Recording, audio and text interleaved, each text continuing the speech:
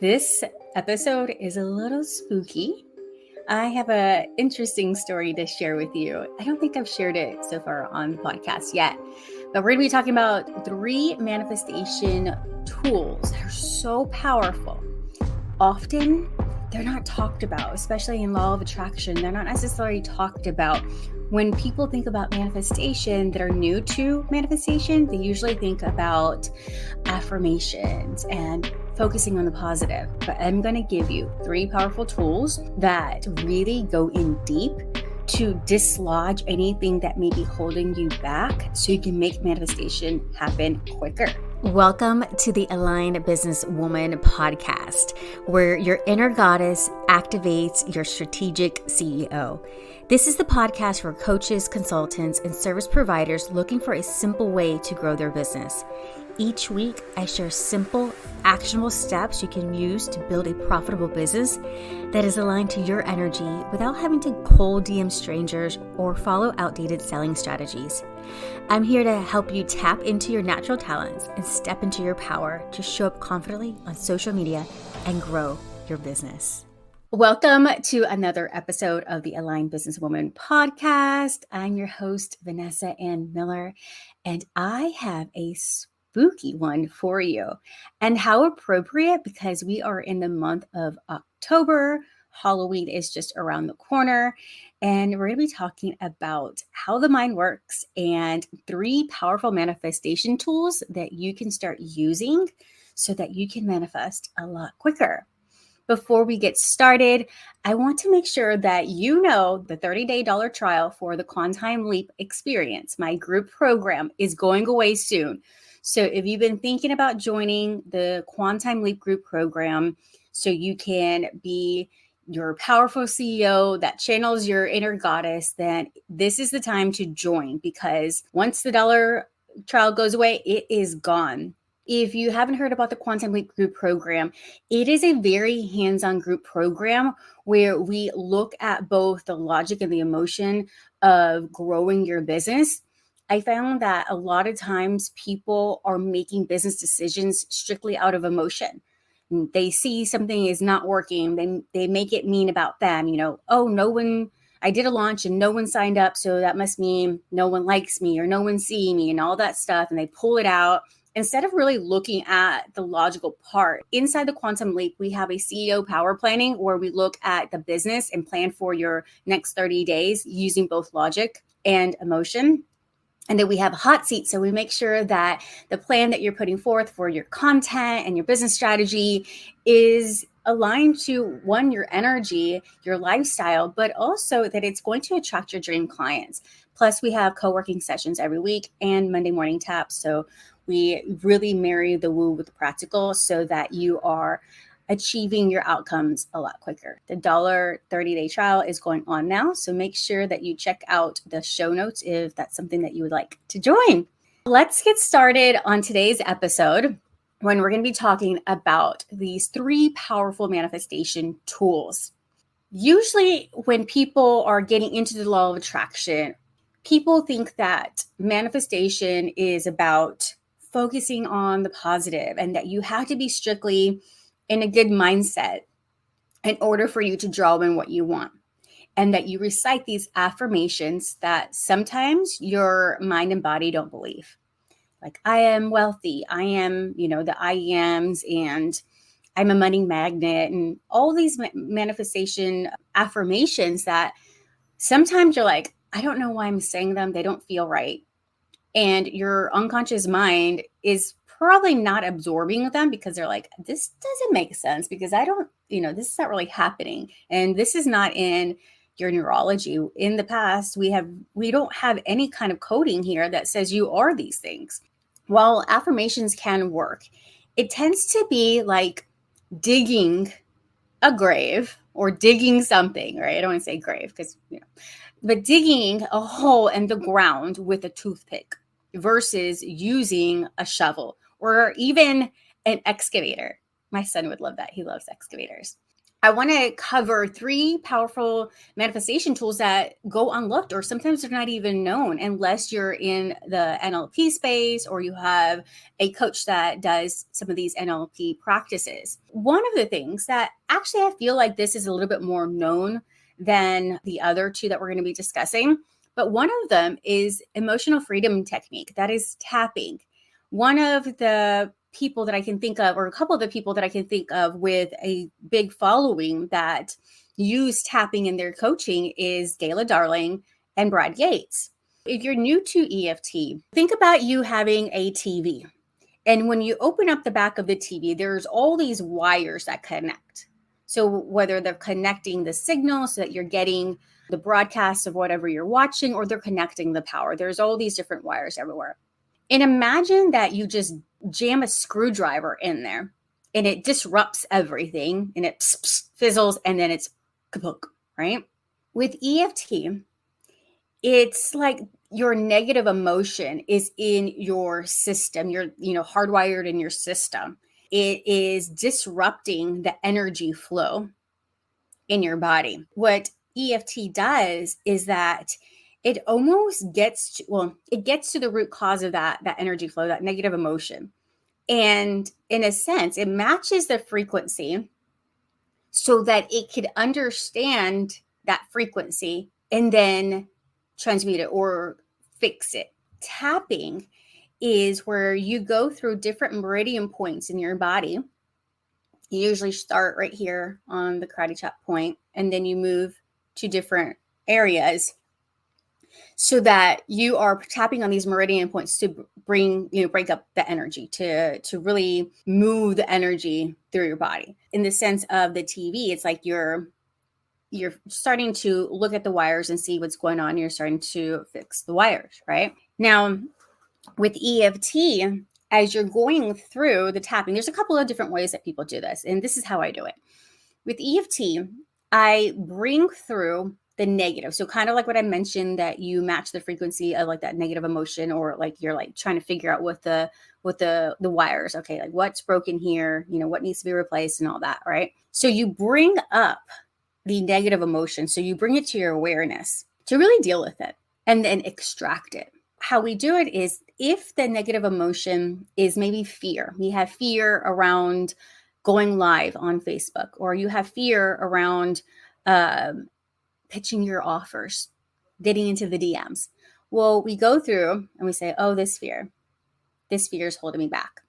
This fear is making me not make any sales, so on and so forth, right? As we pull that out, then we go in and start to embed new positive commands. So we reframe the thought. And so that might look like, but I'm passionate about my offers, so it's exciting to pitch my offers. And I know the universe is only going to bring into my awareness those people that match my offer or my dream clients or something. So you start to reframe the negative emotion, the negative belief, or the thought. I love that, to really, in a sense, kind of like disrupt the maybe the negative spiral you may be going down, or some kind of icky feeling that you may be feeling in the moment. I love how it can just be a pattern interrupt and interrupt that flow, right? To me, EFT is great, and it would be another step closer or a little bit deeper compared to affirmations that you would just be simply doing, like, going around or putting the affirmations up so they're in your awareness. I feel like this is a little bit like if we're ever thinking about like how change occurs on a neurological level, I feel like that's one step down from, or deeper than, the surface level of affirmation. I love EFT in this sense because it interrupts everything, like I'd mentioned. Why this helps with manifestation is because not only are you interrupting the energy flow, you're redirecting your focus on the good again. However, you're also allowing yourself to feel the essence of what you don't want. And it really does help with the reframe. And it almost as if it relaxes your nervous system. And it's like, it's okay that sometimes we have these shadows or sometimes we have these negative emotions, but look how easily we can see things in a different way. I feel that sometimes with law of attraction or anything when it comes to manifestation, people say you got to focus on the good, focus on the good, and that there's sometimes shame when you don't feel good. With the EFT, especially the way I do it with like bringing out the negative emotion, I feel like it's okay, but we got this and we can change this. So that right there to me is a very powerful manifestation tool to not get you completely off track or feeling the shame or the guilt whenever you do get into one of those downward spirals. The second powerful manifestation tool is hypnosis. Hypnosis, sometimes people think about, I remember this in high school during our senior lock-in. They had a hypnotist come in and he had you do silly things like, walk around like a chicken and, you got hypnotized, and it was just kind of like that, right? And so sometimes people think that hypnosis can be like a mind trick or some kind of magic that is going to do you harm. But what hypnosis is just simply the relaxing of the mind so that there can be better communication with the unconscious mind. And when there's better communication, there's better direction, like there's better instructions that go to the unconscious mind, especially when you have this new alignment, like this new focus that you want to manifest. Of course, that's ecological. That is good for you. It's good for the other people involved in the manifestation. It's good for the world. When the mind relaxes and you are feeding it. Now, this is when I think that affirmations come in powerfully.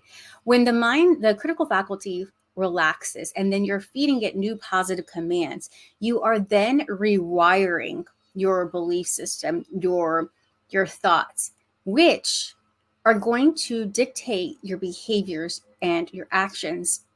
Think of the mind as a robot. It just the unconscious mind, like whatever is programmed in there, that's how it's going to go. Those are the beliefs it's going to have. That's the path it's going to follow. Because our unconscious mind and our belief system was programmed from the early ages of 0 to 7 based off of our caretakers, our parents, our guardians, whoever we grew up with, based off of the influence of their own beliefs.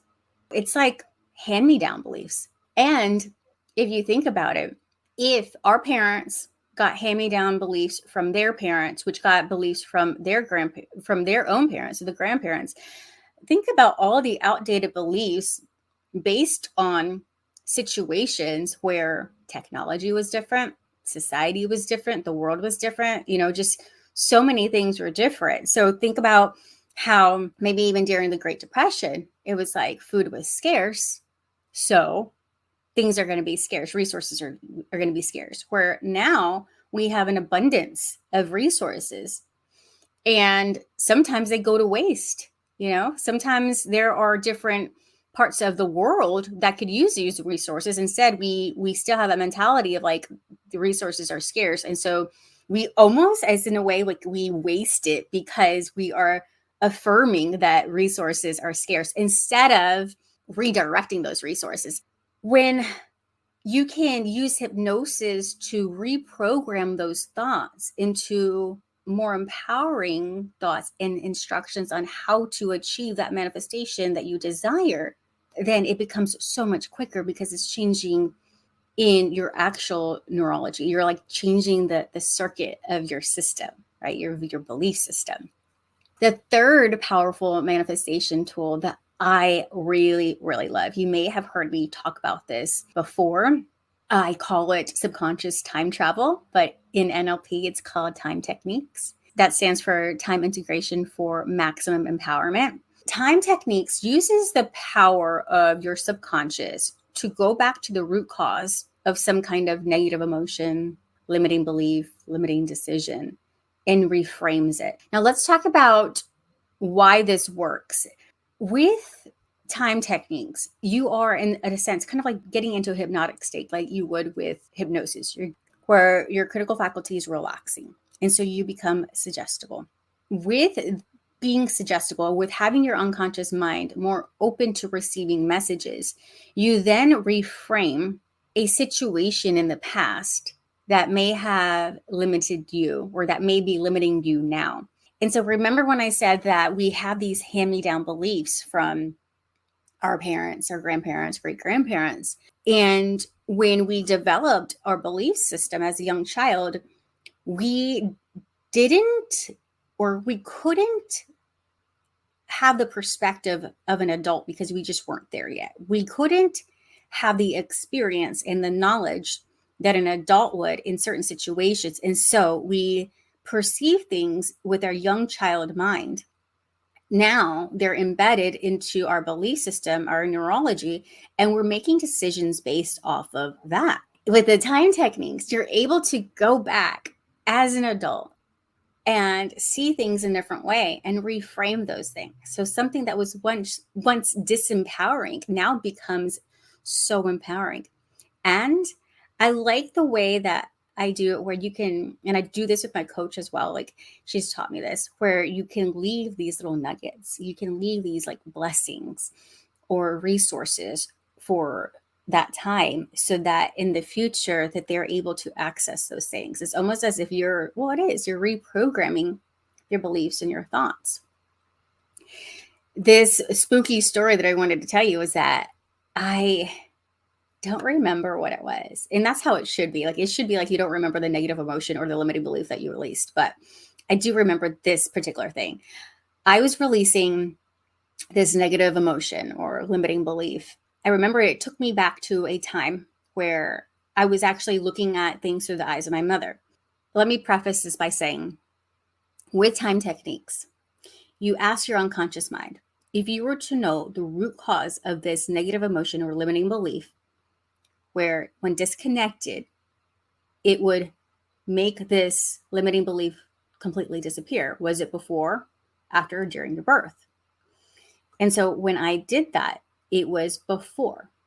And sometimes the before could be in the womb. It could be passed down to you genealogically. So it'd be a past generation, or it could be a past life. Well, in this instance, it was passed down to me from my mom, this limiting belief. As I went to this time and I saw things, I saw my mom and I saw her in the situation with this person that was very mean to her. And mind you, I had never heard this story before. Like I didn't even know anything about this. I had not had a conversation with my mom about the situation. I am like a third-party witness in the situation, and I'm seeing and feeling all the emotions, that the negative emotions and the thinking, all the disempowering beliefs that my mom as a child in the situation is thinking and feeling. I then go in, release them, and I reframe them and all that, right? Weeks pass. My mom's in the hospital. I asked her, would you like to do time techniques so we can release some things? And the craziest thing is when we released, I think it was anger, she went back to that exact same situation, that same scene that I went to weeks before.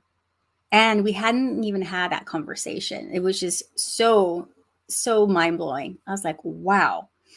And so she released those things. And when I didn't tell her that I had seen those things too, but I was like, wow, I can see how powerful the things that our parents and their parents have programmed into their mind, their thoughts, how it could affect us later on. So they're not kidding when they say like you can break generational trauma with these techniques, because not only do you release those and you reframe them and you set up yourself for more empowering thoughts. When you have these more empowering thoughts, then you start to believe these new things about yourself. You start to have this new gain confidence. You start to have a softening of your heart and a more compassionate eye. And that's when you start to really change your reality. You start to believe the things that you want to call in are available for you. And that's why I think these are powerful manifestation tools, because when we want to manifest something, we had to believe it in the inside, and we have to have the blueprint for it. And this is how you change all the things that may be keeping you from that. That's how you change the blueprint within. That was such a crazy experience for me. I was like, whoa, what are the odds of this? So what my subconscious mind took me back to was something that I inherited, a belief that I inherited from my mom. Time techniques is based off of 3 different things. So the psychology, so the psychological aspect of the reframing of the emotion to make it almost non-existent. When you go back, you reframe it, and the emotion, the intensity almost loses its effect in the context. Like you have a new context for it. And so it ends up disappearing. One thing that you may have found, like, oh, my sister wouldn't share with me and meant she didn't love me, then you can reframe it to she just loved her own thing and that was fine. Or, however you end up reframing a situation and you loosen the meaning of it, it starts to lessen that tie that you have to it. And then another part of time techniques is that it's a metaphysical and spiritual aspect to it. So in the book, A Course in Miracles, it says that there's only one true emotion, and that is love. So when we create these other emotions of fear, anger, guilt, shame, and all these other negative emotions, and we can transmute them into love, we can reframe them into love, then that just sets us up on a more powerful path in the present. The third aspect of time techniques is the quantum physics aspect of it. The position that you go into when you're looking at things, it's like a non-mirror image in reverse of how the emotion is held in the here and now. So it's like almost like when you go back to that root cause, or, when you go back to that root cause of whether it's a limiting belief or a negative emotion, when you go back to that, you can see how that is kind of happening now. It's like a mirror of like what's happening now. And so when you reframe it, then you reframe it now. And it's just such a powerful way to make the shifts that are needed so that you are really focusing mind, body, and soul, and not just in your awareness, on the thing that you want to manifest. Oh my gosh, I hope that you enjoyed that. That was a little bit longer than I expected, but I just had to put all that stuff in there because these tools are so powerful that I wish everyone would know about them, because I feel like we could have a kinder, more loving world and release all the things that are holding us back, but also have a lens of compassion for our fellow human mankind. All right, love you. I will see you next time on the next episode of the Aligned Businesswoman. Bye-bye. Thank you for joining me on this episode of the Aligned Businesswoman podcast. I'm your host, Vanessa Ann Miller, and I'm so excited to share some goodies with you. Head over to the show notes so you can grab your free gift, and make sure to leave a review and join me inside the Aligned Businesswoman Facebook group. Until next week, bye-bye, my love.